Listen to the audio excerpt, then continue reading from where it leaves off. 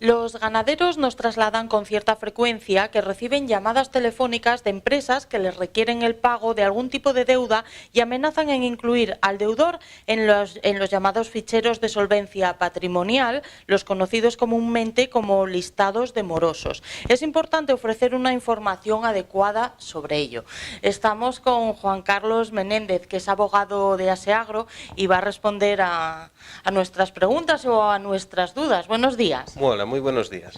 ¿Qué se exige para ser incluido en un fichero de morosos? Bueno, para que te incluyan en un fichero de morosos, la empresa que pretende incluirte tiene que cumplir una serie de requisitos. En primer lugar, que la deuda no tenga más de 5 años de antigüedad, que sea superior a 50 euros, si es menos de 50 euros lo que nos reclaman o lo que debemos, pues no nos pueden incluir, que esa deuda sea cierta, sea líquida, vencida y exigible, y que la empresa que nos pretende incluir en el fichero de morosos nos haya notificado al momento de hacer el contrato, posteriormente a cuando nos reclama la deuda, la posibilidad de ser incluidos en esa lista.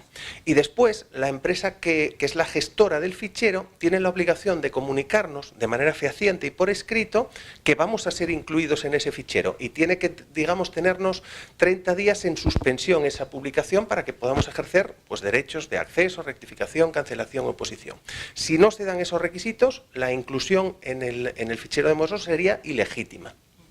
O sea que es legal la inclusión. No, por supuesto. Quiero decir, la existencia de esos ficheros de solvencia patrimonial es perfectamente legal, no hay ninguna duda. Lo que pasa es que, en fin, hay que cumplir una serie de requisitos estrictos para que alguien, una persona deudora, pueda ser incluido en ese fichero. ¿Puede una empresa adherida a ese sistema de gestión consultar los datos de ese listado?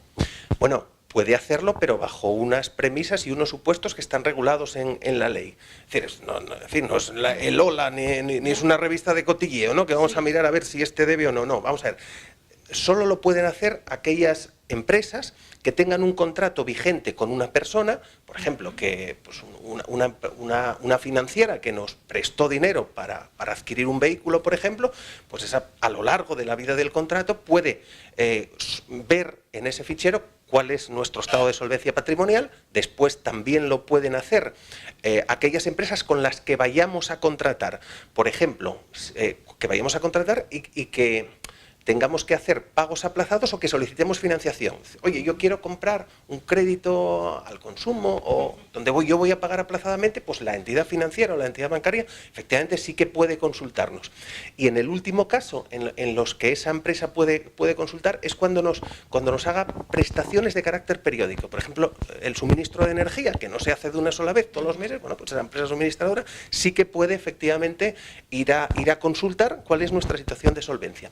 Lo que sí es cierto es que si, por ejemplo, nosotros vamos a contratar con una entidad, la que sea, y esa entidad ve que nosotros estamos incluidos en ese fichero, lo que tiene que hacer es notificárnoslo. Tiene la obligación de notificarlos para que podamos ejercer nuestros derechos frente a esa inclusión. ¿Cuánto tiempo se puede estar incluido en estos ficheros? Como máximo 5 años. Desde que surge la obligación de pago, como mucho nos pueden tener 5 años en ese fichero. ¿Y si se discute la deuda, podemos estar igual incluidos? No. Si la discutimos, la deuda ya no es cierta. O sea, uno de los requisitos que señalábamos al principio es que la deuda tiene que ser cierta. Lo que pasa, si la discutimos, no nos pueden incluir. Lo que pasa es que nosotros tenemos que acreditar que la estamos discutiendo.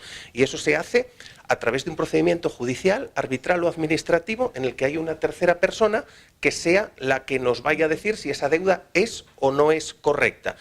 Por ejemplo, poner una denuncia en la oficina de consumo no es una discusión, porque no hay nadie que te va a decir si debes esa cantidad menos o más, ¿no? Entonces tiene que haber un procedimiento que nos diga, oye, pues lo que se debe es tanto. Bueno, pues cuando estamos en esa discusión no puede una persona ser incluida.